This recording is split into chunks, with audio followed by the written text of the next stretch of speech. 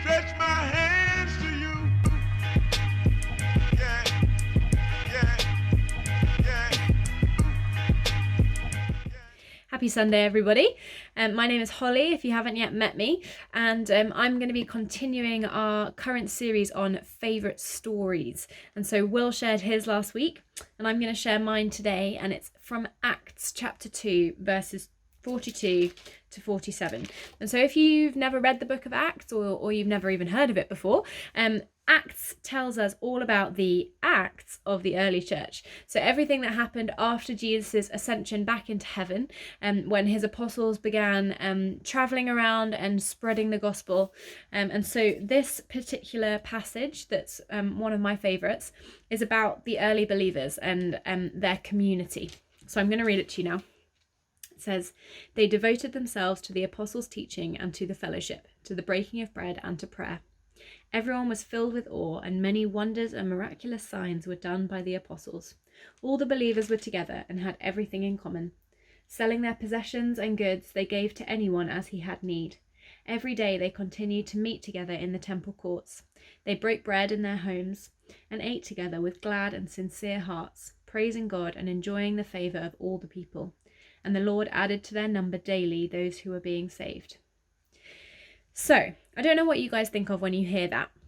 Some of these phrases, like they broke bread in their homes and ate together with glad and sincere hearts, selling their possessions and goods they gave to anyone who had need. All the believers were together and had everything in common.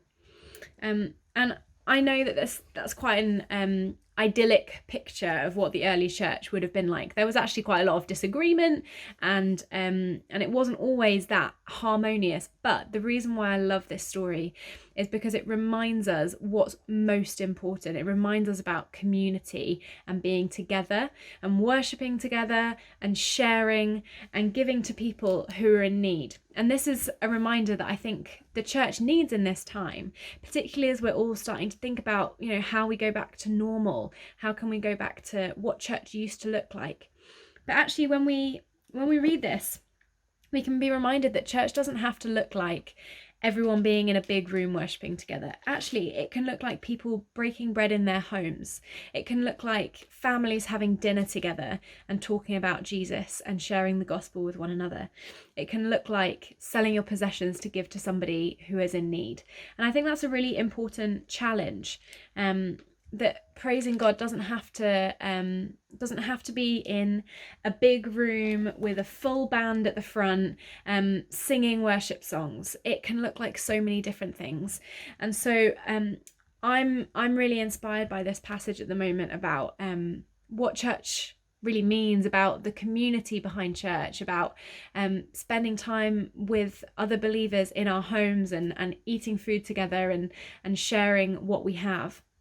And so maybe you can be inspired by this too. Maybe you can think about how you as a family and you as an individual with your friends, how you are practicing community and faith in this time. So I'm going to read it again, just to leave you with these words, and hopefully they inspire you like they inspire me. It's called the Fellowship of the Believers, a bit like the Fellowship of the Ring, except they're not trying to take a ring to Mordor. They're just trying to follow Jesus. So it says, "They devoted themselves to the apostles' teaching and to the fellowship, to the breaking of bread and to prayer. Everyone was filled with awe, and many wonders and miraculous signs were done by the apostles. All the believers were together and had everything in common. Selling their possessions and goods, they gave to anyone as he had need. Every day they continued to meet together in the temple courts. They broke bread in their homes and ate together with glad and sincere hearts, praising God and enjoying the favour of all the people. And the Lord added to their number daily those who were being saved." Have a great week, guys. Stretch my hand.